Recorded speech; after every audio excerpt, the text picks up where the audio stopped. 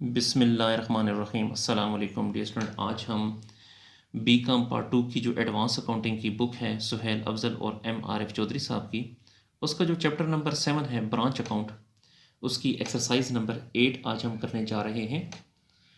और ये जो एडवांस अकाउंटिंग की बुक है ये बीएस कॉमर्स में भी पढ़ाई जाती है, एडीपी में भी और एडीसी में भी पढ़ाई जाती है।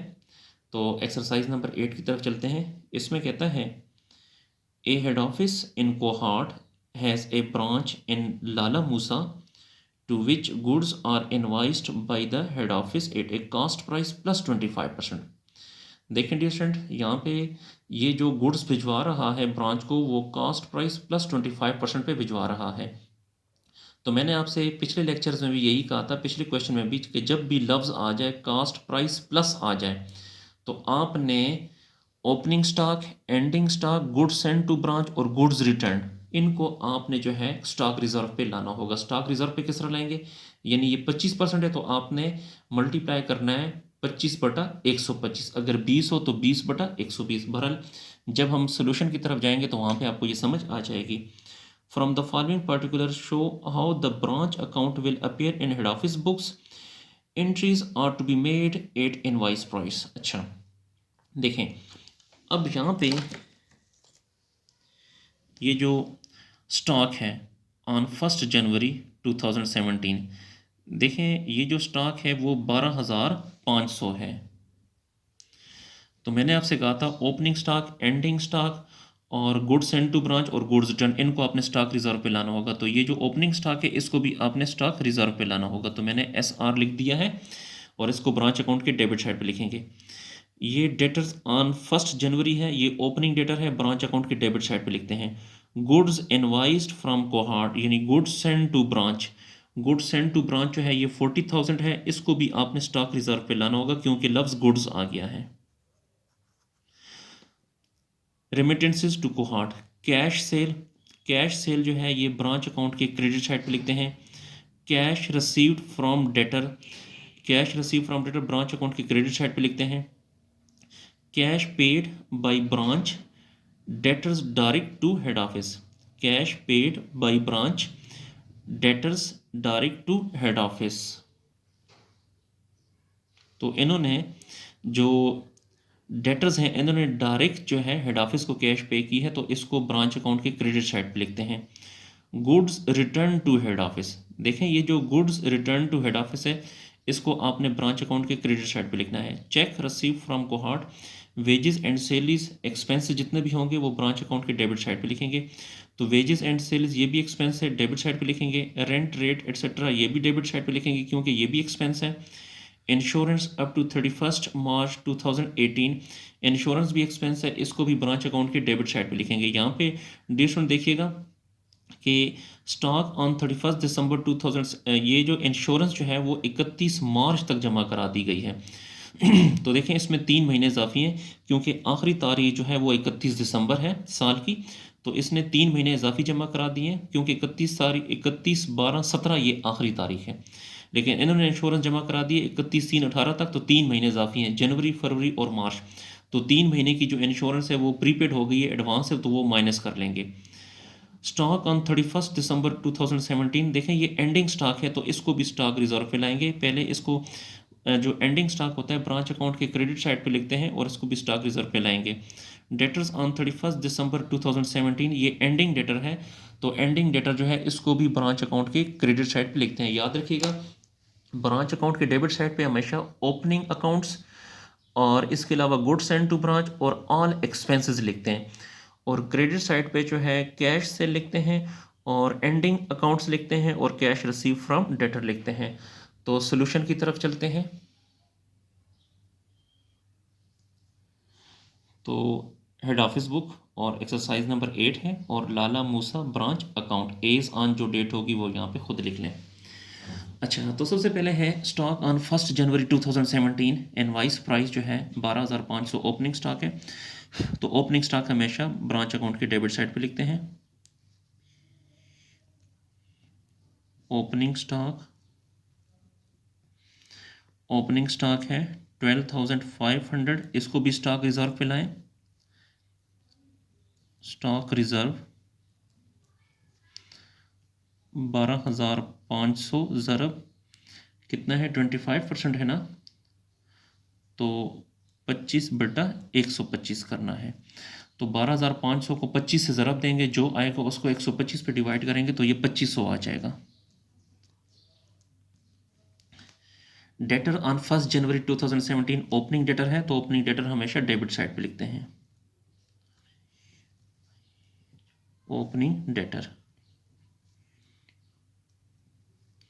ओपनिंग डेटर्स है 12,000।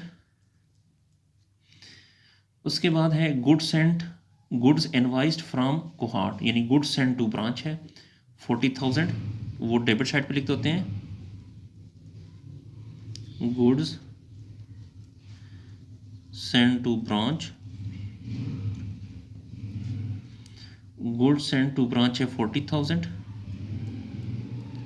और देखें ये गुड्स आ गया है, तो इसको भी स्टॉक रिजर्व पे लाना है। स्टॉक रिजर्व पे आपने किस किस को लाना है, opening stock, ending stock, goods को, चाहे गुड्स सेंड टू ब्रांच हो चाहे गुड्स रिटर्न हो, उसको भी स्टॉक रिजर्व पे लाएंगे। तो ये गुड्स सेंड टू ब्रांच है, इसको भी स्टॉक रिजर्व पे लाएं। स्टॉक रिजर्व 40,000 है, उलट साइड पे लाना है 25/125। तो 40,000 को 25 से मल्टीप्लाई करेंगे, जो आएगा उसको 1 to 5 पे डिवाइड करेंगे तो इससे आ जाएगा 8,000। यहाँ पे लिखें 8,000 जी। फिर है कैश सेल है 16,000, तो कैश सेल को हमेशा हम यहाँ पे क्रेडिट साइड पे लिखते हैं ब्रांच अकाउंट के। कैश सेल है 16,000। कैश रिसीव फ्रॉम डेटर, ये भी हम ब्रांच अकाउंट के क्रेडिट साइड पे लिखते हैं। कैश रिसीव्ड फ्रॉम डेटर, ये है 29,500।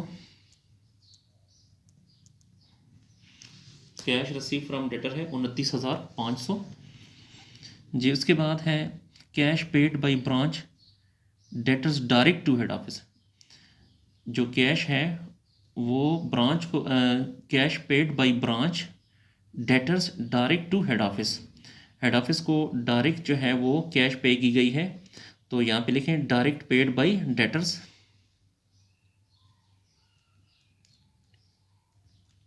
डायरेक्ट पेड बाय डेटर्स, के डेटर्स ने जो है वो डायरेक्ट कैश पे की है 1,500, तो ये भी क्रेडिट साइड पे लिखेंगे।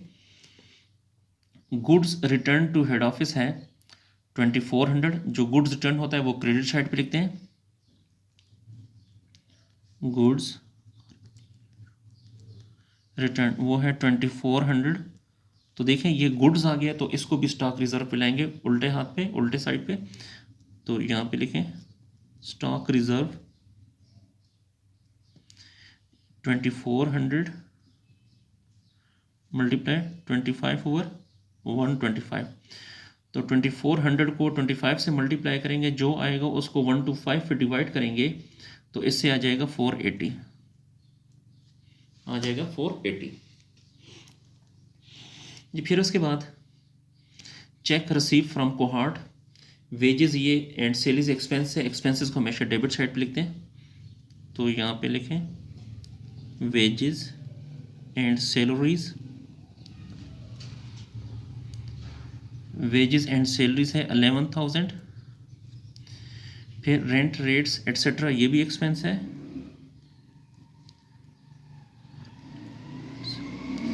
रेंट रेट्स एट्सेट्रा ये भी एक्सपेंस है, तो 3,000 ये भी डेबिट साइड पे लिखें। एक्सपेंसेस जितने होते हैं वो ब्रांच अकाउंट के डेबिट साइड पे लिखते हैं। उसके बाद इंश्योरेंस है, ये भी एक्सपेंस है। इंश्योरेंस जो है वो है 500, इसमें से लेस करें एडवांस, क्योंकि ये 3 महीने की इजाफी इंश्योरेंस है, तो 500 को ज़रब देंगे 3/12 से, क्योंकि इंश्योरेंस इन्होंने जमा करा दी है जनवरी फरवरी मार्च 31 मार्च तक, तो 3 महीने इजाफी हैं तो 3/12, तो 500 का 3/12 आएगा 125। तो 500 में से 125 को माइनस करें तो आ जाएगा 375 जी। उसके बाद आगे है stock on 31 December 2017 invoice price. तो ये एंडिंग स्टॉक है, एंडिंग स्टॉक को हम इस साइड पे लिखते हैं, क्रेडिट साइड पे।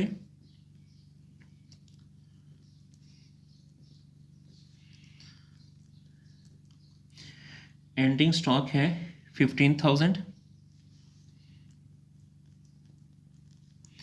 फिर है डेटर्स ऑन 31 दिसंबर, तो ये एंडिंग डेटर है, एंडिंग डेटर को भी हम क्रेडिट साइड पे लिखते हैं।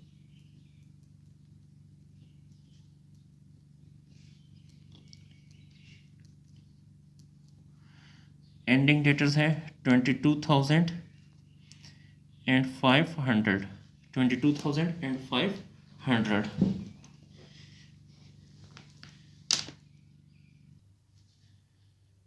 जी। तो ये जो एंडिंग स्टॉक है 15,000, इसको भी आपने स्टॉक रिजर्व पे लाना है। तो यहाँ पे लिखें स्टॉक रिजर्व 15,000 मल्टीप्लाई 25/125, तो इससे आ जाएगा 3,000।